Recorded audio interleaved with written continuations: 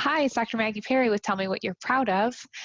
This is my second session with Jim, and we left off talking about his relationship with anger and how anger was any feeling other than anger was a challenging feeling for him to experience.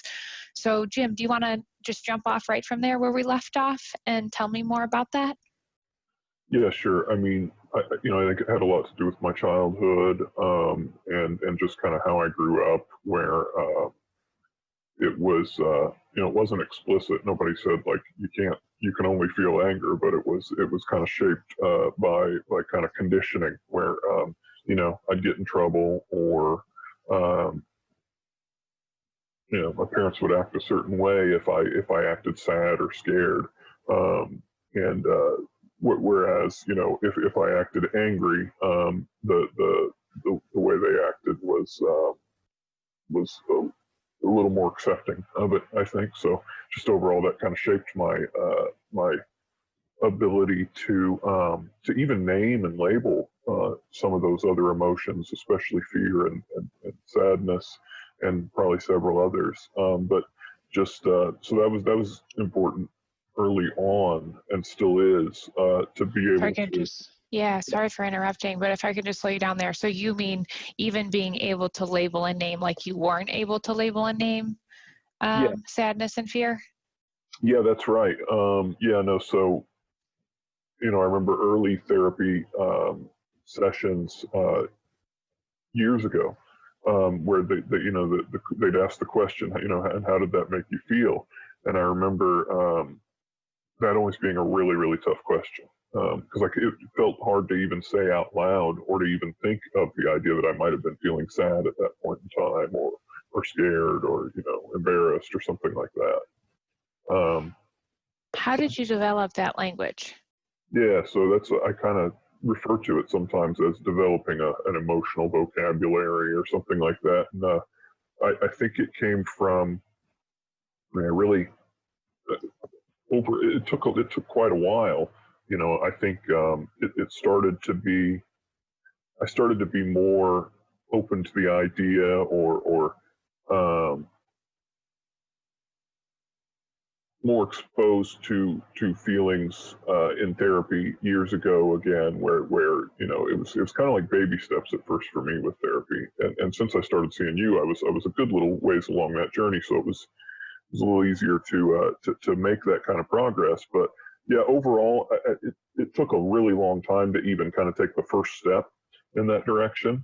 I'd come in with oh, this happened, and the suggestion that maybe, and how did that make you feel? And my answer would be like really angry, and it's like, well, is there anything else there? And just kind of prodding, and eventually getting around to it. And then one day I kind of had an epiphany. It felt like, after I started working with you, where I kind of realized that, oh wow, yeah, no, it was like I was like, this thing that's bothering me, it's possible to feel sad about that. Um, like I gave the example of my work that I used to do, and then moving, and how I felt about that. That took a long time to process, and I kind of felt angry uh, about not being able to kind of achieve certain goals, and I felt angry at myself maybe. But after discussing that with you, I was able to tease out a lot more complexity in that kind of emotional landscape there. That I was sad that that being sick was presenting additional challenges, and I was scared that there's a lot of uncertainty around being the condition that I have,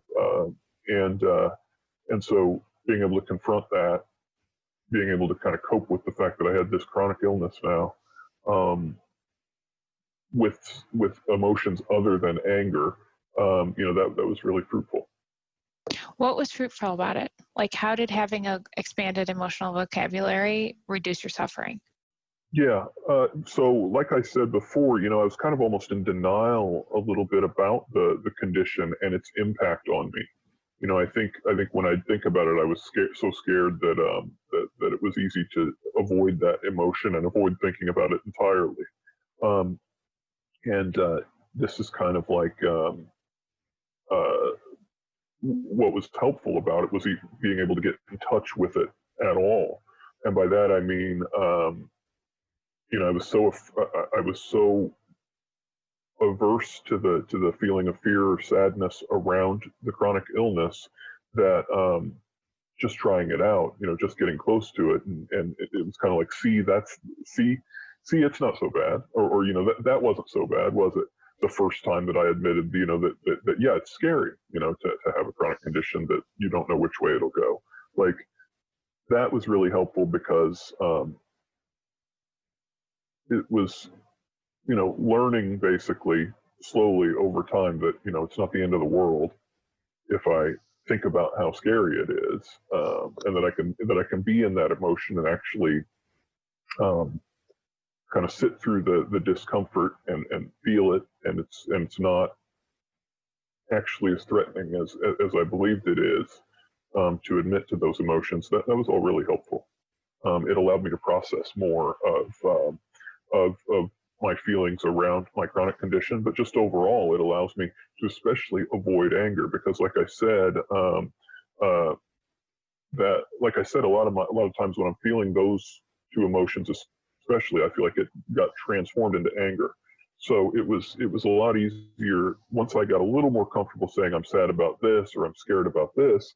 It made it easier to not have those things turn into anger.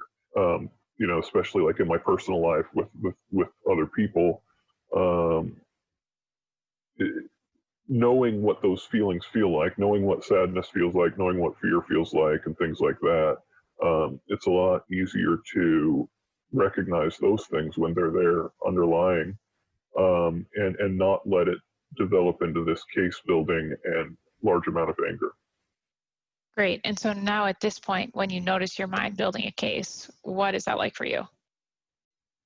It's easier to get in front of it. It's easier for me to just say, like, I know where this is going, and to basically choose not to do it. Like, my case building essentially is someone ranting, but in my own brain, like, oh, I can't believe they did this and this, and it's a rant basically. And so it's a lot easier to identify that pattern because it almost always means that some other emotion is there for me. So either identifying it or, and I don't always deal with the emotion right then, but it's easier to dismiss the anger. It's easier to go like, I probably haven't been wronged here. There's probably something emotional here going on that I'm don't feel like processing right now. And either A, I can try to process it then, or B, I can let some of the anger go, knowing that it's not actually anger. Yes. So really well said.